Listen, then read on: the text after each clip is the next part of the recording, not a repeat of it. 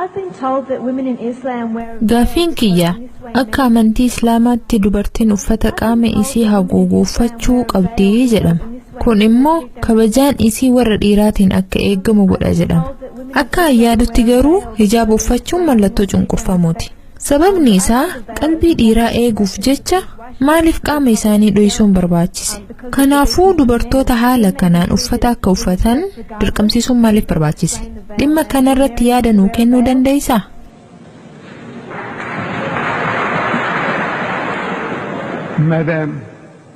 Madam, your Bible says. Addeetiyya kitaaba keessan keessatti kitaaba qulqulluu keessan keessatti Phaawulos dubartii rifeensa isii akka haguugu dubarsiisee jira. Dubartii rifeensa isii haguugu jette ammoo akka ifirraa haaddu ajaje.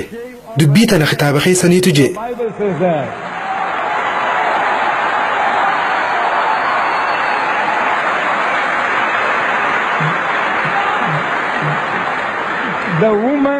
Dubartii rifeensa isii haguuguu diddu ifirraa haaddu jee dubbata kitaabni keessan.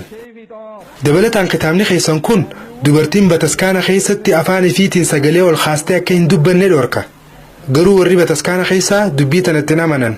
Dubbii tana waan itti hojjechaa hin jirreef dubartoonni Ameerikaa magaalaa Niiwuyoorkii keessatti nagaan bahanii galuu dadhabanii jiran. Faransaay keessattis dubartiin nagaan jiraachuu hin dandeenye. Guyyaa adiidhaan dubartoonni karaa irratti gudeedamaa jiru. Namni karaa deemus laalaatuma bira dabra. Mucayyoon gudeedamaa jirtu isaan garuu if bashannansiisaa jiran jechaa bira kutan. Akkasitti huccuu qaama kee dirree baastu uffattee deemuun kee kun akka waan nama biraa ifitti yaamaa jirtuuti. Manoksee dubartii kaatoolikii namni irra deddeebi'ee ijaan laalu hin jiru. Takkittume ijaan laalanii dhiisan. Osoo haati isaa Maryamuu alayhi salaamii dhufte namni irra deddeebi'ee laaluu hin jiru. Garuu dubartoonni teessan tan huccuu haphii qaama mul'isu.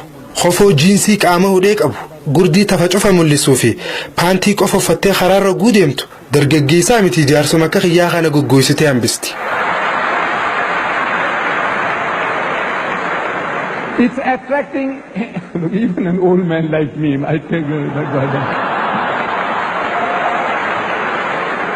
Dubartoota uffata akkana uffatanii karaarra deeman osoo arge dhugaan isinitti hima.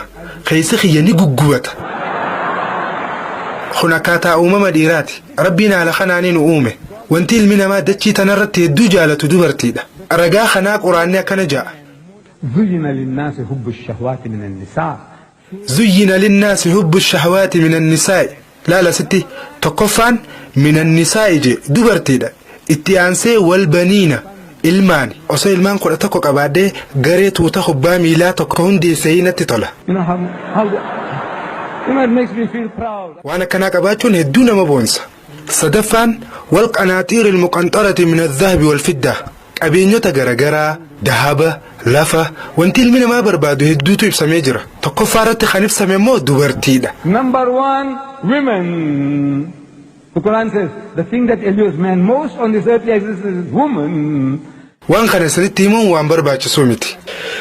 Biyyattii South Africa magaalaa Darbaan keessatti haasawa xiyya kanaanin goolaba dhaabbata tiraakotaa yookiin makiinaa fe'inaa gurguddaa tana dura hojjetan yookiin sakandaandiin itti gurguramuutu jira. Garuu beeksisa makiinaa gurguruuf qopheessan kanarra kan jirtu dubartii bikinii uffattee dhaabbattu. Osumaan achi dhaabbachaa jiruun nama gara biyya lixaatii dhufe tokko arge. Silaa dhaabbata kana keessatti makiinaatu gurgurama. Dubartiin qaama qullaatun maal asirraa hojjetti jeetiin gaafadhe. Inninis waan jeenaa deebise bar isitti fayyadamanii beeksifatanii naan jee. BMW ni beektaniimi? Isin keessa warri ala kana BMW dhaabee jiru natti hin fakkaatu. BMW makiinaa motoraati. Haala isiitiinis Mercedes Benz irraa akka wayyaa'u godhamee tolfame ani meeshaa kana bituudhaaf miti kaniin magaalaa bu'eef. Garuu gaaf tokko gaazexaa tokko irratti beeksisa kana arge. Beeksisa makiinaa BMW tana bira dubartii harmaan qabatanii fi paantii qofa uffatteetu cinaa jira. Dubartiin tun makiinaa tana dura dhaabbattee jirti. Beeksisni jalatti barreeffamee jiru ammoo meeshaa tana amuma oofaati ilaalaa ja'a.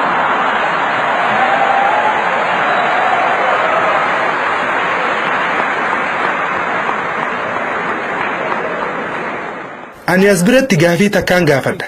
Namitti hidhamoo makiinaadha kan beeksifamaa jiru. Namitti makiinaa tana dura dhaabbattee jirti barreeffamni ammoo isaan lachuurra jira. Arkitanii karaan isin deemaa jirtan takkanaati. Isin warri lixaa dubartoota keessanitti taphachaa jirtan. Dubartoota keessan gurgurutti jirtan. Ijoollee teessanis gurgurutti jirtan. Haawwota keessanis gurgurutti jirtan. Filmii irrattis dubartoota keessan akka filmii garagaraa irratti itti fayyadaman godhu jirtan.